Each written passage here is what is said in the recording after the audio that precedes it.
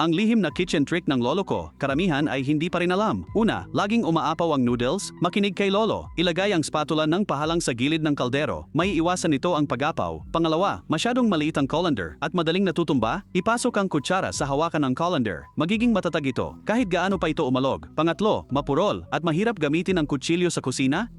Gamitin ang ilalim ng isang ceramic na mangkok para patalasin ito, isang lumang trick mula sa nakaraang henerasyon. Muli itong magiging matalas at kapaki-pakinabang. 4. Nahihirapan sa pagkontrol ng dami mula sa bote ng pampalasa, painitin ang takip para lumambot ito, gamitin ang chopsticks para lumikha ng matulis na dulo. Ibalik ito sa bote, pagkatapos putulin ang matulis na dulo.